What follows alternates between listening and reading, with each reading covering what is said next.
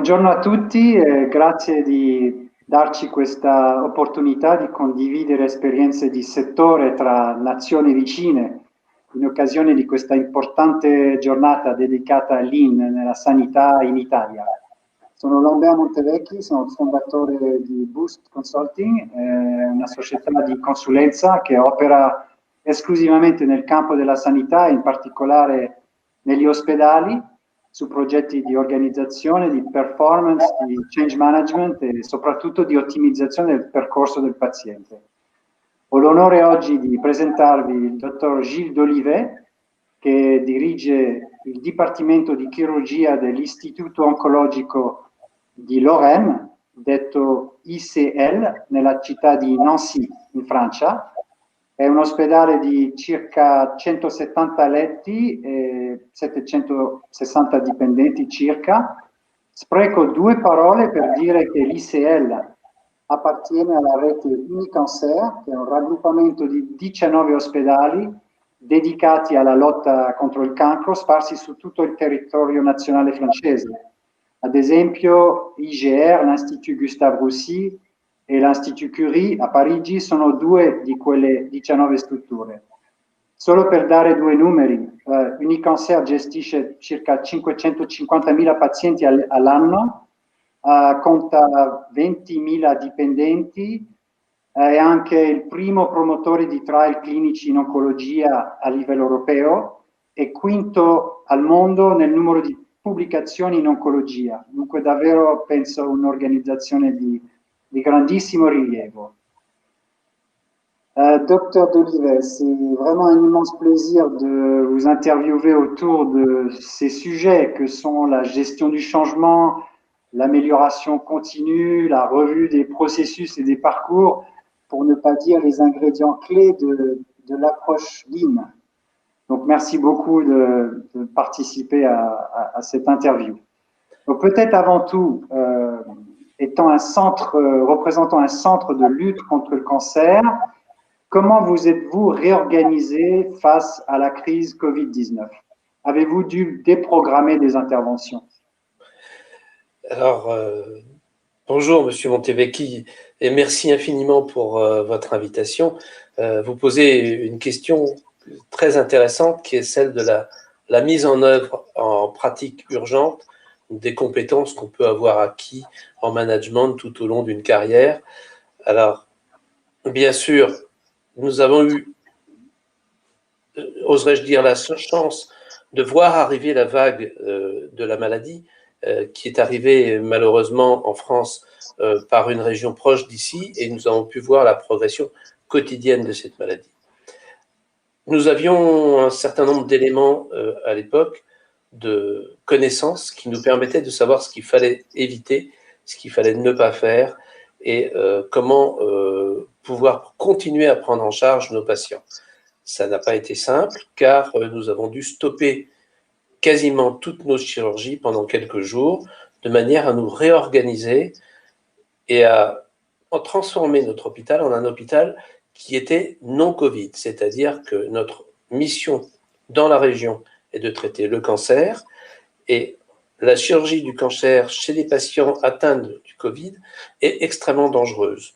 Donc nous avons dû mettre en place un système de détection préalable par des questionnaires, par des prélèvements chez les patients et par des scanners systématiques qui nous ont permis de retarder de 2 à 3 semaines des chirurgies même urgentes, lourdes, qui risquaient d'entraîner la mort des patients. Pour ce qui est des chirurgies plus légères, nous avons utilisé des délais un petit peu plus courts. L'expérience que nous avions acquise et qui se maintient actuellement nous permet encore de rester un hôpital quasiment exempt de patients atteints du Covid.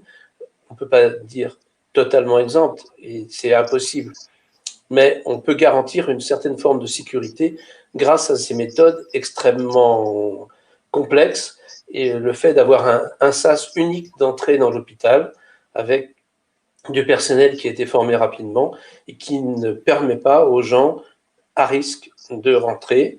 On réorganise leur prise en charge et leur traitement. D'accord. Donc une réactivité très, très forte et pour le l'audience qui nous écoute, il faut rappeler que vous êtes dans l'est de la France, qui a été une des régions, les premières régions touchées le plus durement, comme la Lombardie en Italie. Docteur Delivier, pourriez-vous nous retracer votre vécu autour des projets d'organisation interne et du Lean? Alors, les projets de réorganisation interne ont toujours existé dans notre hôpital depuis plusieurs dizaines d'années, mais l'arrivée du Lean a été plus récente, en particulier il y a un peu moins de 10 ans, quand au cours d'un changement managérial dans l'institution, au plus haut niveau, nous avons été confrontés à des modifications de mode de financement de l'hôpital et des difficultés qui nous obligeaient à évoluer. Le choix a été fait d'avoir in situ, pendant un an, une équipe de consultants qui a utilisé, entre autres et principalement, les méthodes du Lean pour nous permettre d'évaluer, d'évoluer vers des techniques qui nous, non seulement conservaient la qualité de la prise en charge pour les patients, mais aussi qui nous permettaient d'identifier, avec des observateurs extérieurs, tout ce sur ce que nous n'aurions pas pu voir nous-mêmes au départ, puisque nous n'étions pas dans cette dynamique. Donc, grâce à des méthodes d'observation sur le site en particulier, des analyses des systèmes d'achat, des analyses d'organisation interne, je pense au bloc opératoire en particulier, ça nous a permis de gagner du temps, et du temps de gagner entre deux blocs opératoires, c'est immanquablement, c'est un petit exemple, de l'argent d'économiser sans réellement mettre de la pression sur le personnel, uniquement, par exemple, si vous gagnez 10 minutes sur un bloc opératoire, vous gagnez des centaines d'euros. Donc, quelles approches et méthodes avez-vous adoptées pour vous réorganiser? Puis, vous me disiez, avant que nous préparions cet entretien, qu'il y a eu différents projets. Il y a le projet de la construction d'un nouveau bloc opératoire. Est-ce que vous pourriez nous dire deux mots là-dessus, plus spécifiquement sur les méthodes? Oui, bien sûr. Cette méthode-là dont je vous parlais, je ne suis pas rentré dans tous les détails, bien sûr, nous l'avons réappliquée il y a un peu moins de 5 ans maintenant, donc pas tellement longtemps après, avec toujours en tête ces méthodes. Nous avons appliqué cette méthode en interne au départ pour notre nouveau projet de bloc opératoire. Alors, il faut savoir qu'il s'agit d'un bloc opératoire de chirurgie du cancer, ce qui n'est pas forcément un bloc opératoire d'autres types de chirurgie, et il a fallu faire intervenir de nombreux corps de métier, des scientifiques, des chercheurs, des pathologistes, mais aussi des informaticiens, pour concevoir dans l'idée ce qu'est un bloc opératoire de chirurgie oncologique. La méthode que j'ai utilisée avec les cadres du service et mes collègues a été une multiplication de réunions au cours duquel nous avons interviewé de façon libre les différents corps de métier qui n'ont pas l'habitude forcément de travailler dans le bloc et dont nous avons besoin. Nous avons ensuite colligé toutes ces interventions libres pour écrire un projet de bloc opératoire qui consistait à dire ce dont nous avions besoin, pas forcément sur le plan architectural, mais plutôt sur le plan organisationnel et par exemple informatique, ce qui ne rentrait pas du tout en ligne de compte dans les calculs des architectes. À la suite, dans un deuxième temps, nous avons eu, grâce à des consultants, développé un projet qui, lui, partant de là, travaillait sur le parcours du patient. Donc, centrer le patient et tout tourner autour de lui pour l'organisation de sa prise en charge au bloc opératoire. Donc, complétant ce projet technique scientifique, nous avons mis en place le projet humain autour du patient, en particulier avec le développement de la chirurgie ambulatoire et tous les éléments qui venaient rajouter la partie humanisante, rassurante pour les patients et surtout leur permettant de passer le moins de temps possible dans un établissement hospitalier. Très intéressant.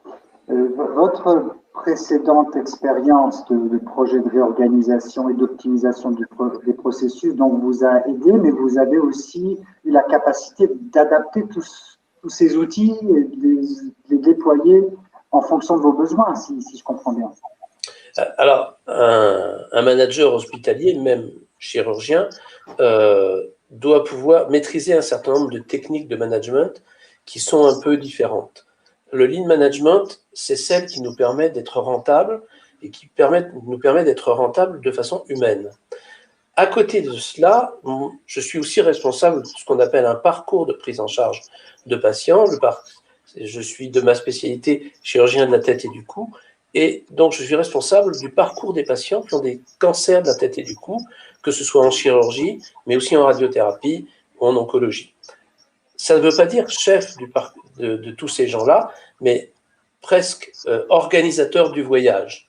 Donc, il s'agit d'un métier où je cumule la prestation offerte par l'hôpital et je la propose aux patients dans un plan, une organisation de prise en charge. En tant que responsable de la chirurgie, je suis un des prestataires. Donc, dans un cas, je travaille de façon verticale, de l'autre de façon horizontale, ce qu'on appelle d'une certaine façon le management matriciel, et qui consiste à mettre en place les go, no-go, par exemple, pour la mise en route d'un traitement. Et cette expérience nous a aussi permis, au cours de la crise du Covid, de savoir comment prendre les patients parce qu'il y avait nécessité d'une compétence transversale. À côté de ces éléments managériaux, un manager hospitalier souvent est confronté aussi au maintien du savoir et à l'évolution technique de ses équipes. Et là intervient ce qu'on appelle le knowledge management, le management de la connaissance, que l'on doit aussi en permanence mettre en œuvre dans l'organisation de ses équipes, en particulier dans le maintien de la compétence d'une équipe de soins, d'une équipe de bloc opératoire, qui est une richesse extrêmement importante et qui peut disparaître du jour au lendemain et être remplacée par des équipes qui n'ont pas l'habitude de travailler entre elles. Donc, c'est extrêmement important du point de vue stratégique de maintenir le niveau de compétence et donc grâce à ces méthodes de knowledge management. Peut-être une question un petit peu sur les aspects méthodologiques. Si vous deviez choisir parmi tout ce que vous avez vu et déployé comme méthode, est-ce qu'il y en a quelques-unes qui ont retenu vraiment votre attention et qui ont démontré leur efficacité? Alors, oui, il est évident que l'observation sur le terrain par un observateur neutre qui est là pour un temps assez long, mais qui ne fait pas forcément partie de l'équipe ni de l'hôpital, donc pas vécu comme une police interne, cette méthode d'observation bienveillante est très utile. Ça permet d'apporter un certain nombre d'éléments qui ne sont pas des critiques, mais tout simplement des suggestions. Ensuite, la méthode que je vous ai décrite de travail en équipe, de réunions régulières, thématiques avec des acteurs qui ne sont pas du même métier, nous permet aussi d'avancer et, par exemple, de mettre le doigt ou d'identifier des problématiques que nous n'aurions pas imaginées si nous étions restés entre nous uniquement. On ne peut pas avoir toutes les compétences. La compétence, j'allais dire, utile, c'est d'exploiter les compétences des autres. Merci beaucoup. Et est-ce que vous auriez quelques mots de conclusion à partager avec nous? On pourrait dire de nombreuses choses, mais je pourrais me concentrer sur un élément. À côté de mon travail de chirurgien, je suis aussi chercheur et biologiste au Centre national de recherche scientifique en France, dans une unité mixte de recherche. C'est un mode d'organisation français. Et donc, à ce titre-là, je mène des projets de recherche et je fais partie du monde de la recherche. Il y a un immense fossé entre les hôpitaux qui fonctionnent selon le mode et qui ont dû s'adapter au lean management et à tous les types de management, et ce monde de la recherche qui nécessite d'être créatif. Donc, sans contrainte. Par contre, on ne peut plus faire de la recherche dans nos pays européens comme on la faisait avant, dans la mesure où on pouvait un peu musarder ou se promener ou prendre son temps. De nos jours, les équipes de recherche efficaces, je ne dis pas forcément idéales, sont situées dans d'autres pays qu'en Europe, avec probablement des méthodes de management et de contrôle de coûts et de financement dont nous devrions au moins un peu nous inspirer dans nos organismes de recherche. Quelle conclusion vraiment pleine d'espoir pour des nouveaux territoires pour le Lean. Écoutez, docteur Dolivet, vraiment un grand merci pour votre témoignage et en espérant que ces expériences et ces points de vue puissent être partagés plus systématiquement entre les professionnels de santé qui le plus souvent travaillent sur des problématiques identiques mais qui ne se connaissent pas et qui n'ont pas toujours l'occasion d'échanger. Donc j'espère que cette interview sera une possibilité pour créer des échanges entre la France et l'Italie. Un grand merci à vous, docteur Dolivet. C'est un grand merci à vous, monsieur Montevecchi.